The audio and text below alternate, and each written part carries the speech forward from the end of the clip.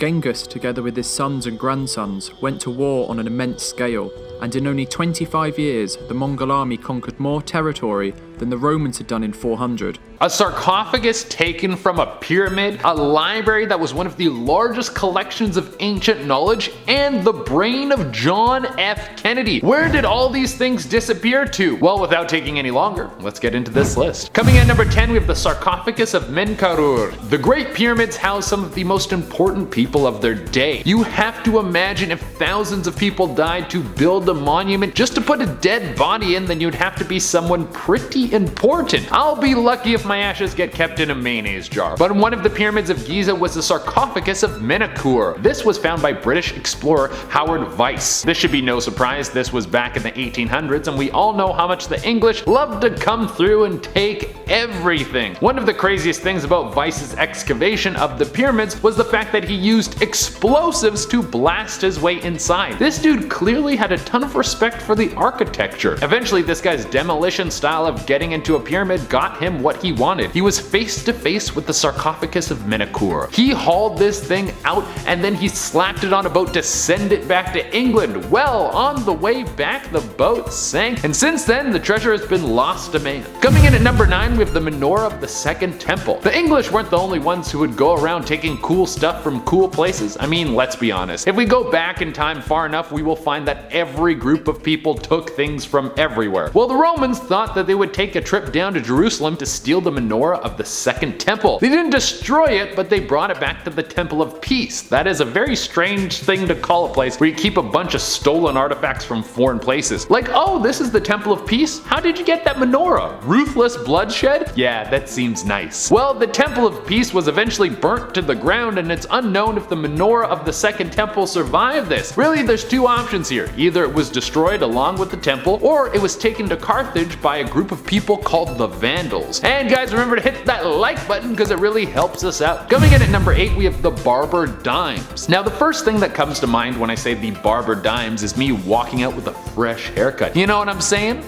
But this is actually something much more valuable than me looking really good. The Barber dimes were minted back in 1907, and they used to be very common, but now there's only a few of them left. That's not the part that makes this story so interesting. There is a treasure of missing Barber dimes that could be somewhere in Colorado. 6 massive barrels of Barber dimes were transported through Colorado, and back in 1907, they never showed up to their destination. They could have been stolen, or they could have fallen into the Colorado Black Canyon. If you were to find this stash of dimes today, because of how rare they are and how many there are, they would be worth millions of dollars. So, not a bad find. Coming in at number 7, we have Sappho's poems. Sappho is considered one of the greatest minds of ancient Greece, and while there's quite a bit of her work that the world has been able to salvage, it would seem that her poems were lost to the world. I'm not one to dip into poems that often, or really ever, but it would have been so interesting to see what poetry looked like in ancient Greece. Also, so much of the literature and knowledge from that era was written and cataloged by men. So it would be cool to see what that era looked like through the eyes of a woman. I mean, I suspect that it would all be insightful pieces that opened up my mind, but they might have just been love stories or the regular frustrations of typical poetry. I don't know, dude. They were lost and we can't read them. I would hope that one day we find these poems and everyone thinks that they're beautiful and they change the way we interact with each other, but when she wrote them, she thought that they all sucked. That would be very funny. Coming in number 6, we have the Lost Library of the Moscow Tsars. One of the greatest groupings of ancient writings was put together by the Grand Duchy of Moscow. He collected writings from several ancient civilizations, including the ancient Greeks, the ancient Romans, and it's thought that many others were also housed in this place. The location and contents of this library were always very secret. It became an even bigger secret when Ivan the Terrible was in power. It said that Ivan hid the library so the knowledge would never leak into anyone's hands except his own. Well, we know that Ivan was eventually killed in a revolution, and it's thought that the location of the library was also lost with him. Either that or the people revolting decided to burn the writings, not knowing what they were or how to read them. Or the library could still be somewhere out in Moscow waiting to be discovered. It would be a great find that would open up the world to a priceless collection of literature from a almost forgotten time. Coming in at number 5, we have Blackbeard's treasure. Blackbeard spent 2 long years out at sea as a pirate. Before that, he worked as a privateer and probably thought the money was trash trash, and that's why he turned to sinking boats and stealing booty. The boat he rode on was the Queen Mary's Revenge, which is one of the most badass things I have ever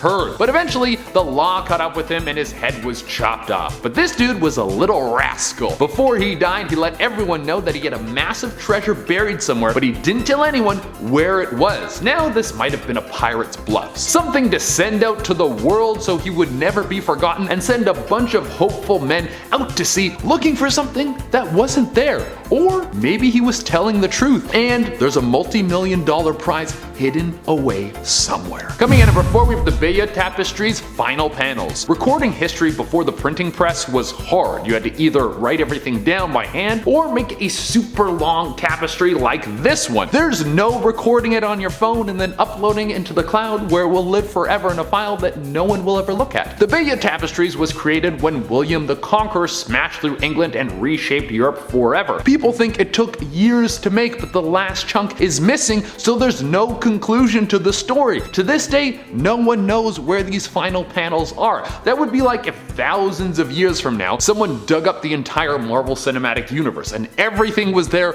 right up to the point where Thanos grabbed the gauntlet from Stark and then it stopped. You know how much that would suck, dude? Give me the end of the story. I need it. I didn't even know this thing was missing until right now, and I'm already rattled. Coming in at number 3, we have JFK's brain. Here's a very strange one. Someone went out of their way to take the brain of the President of the United States after he was assassinated. No one knows who took his brain or where his brain went. There's a lot of theories about this. Some people think it could have been the FBI or the CIA to cover up that there was a second shooter. Other people think that his brother took his brain as evidence. Some people think that the government hid his brain because it revealed that he was slowly dying from some sickness and they wanted that to be hidden from the public. No matter what the case, it seems like it would be pretty hard to lose track of someone's brain when that someone is the president who was just assassinated by being shot in the head. The brain would be something you would want to hold on to for a very long time. Coming in at number 2, we have the HONJO MASAMUNE. This is the last known sword made by the person believed to be the best sword maker of all time. The sword was made somewhere between 1260 and 1340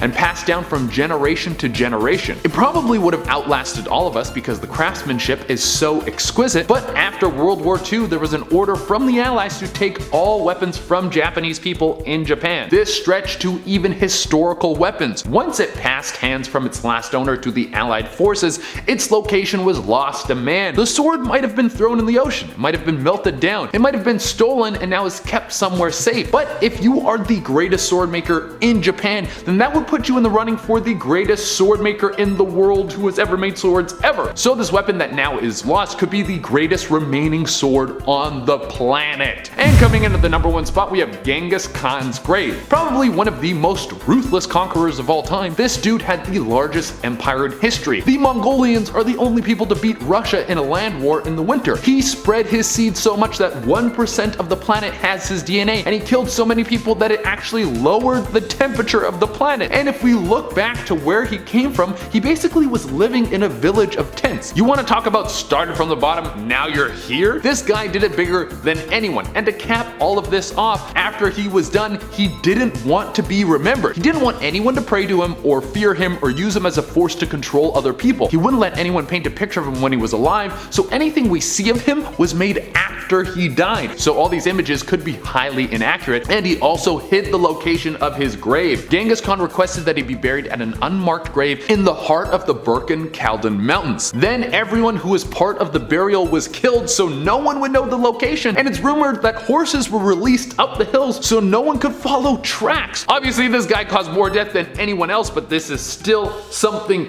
crazy. Now I'm gonna answer some comments. LittleBear6070 wrote in and asked, do you wear glasses? I think the answer is yes. Yeah, I've been wearing glasses in more recent videos. I just got some glasses. Grace Zilla wrote in and said, can you drop top 10 Pokemon rivals from any of the games? I think we could do something like that on Top 10 Nerd. You should check out the channel. And Neo Shinu Girl wrote in and asked, what are you more into movie-wise? Comedies or action? What is your favorite movie? I love action more, I think, because over-the-top action is really funny to me. My favorite movie is really hard. It might be The Big Lebowski or Infinity War. I'm not sure. Alright guys, that's our list. Thank you for tuning in. I've been your host, Jade Arena. Until next time, keep enjoying this content.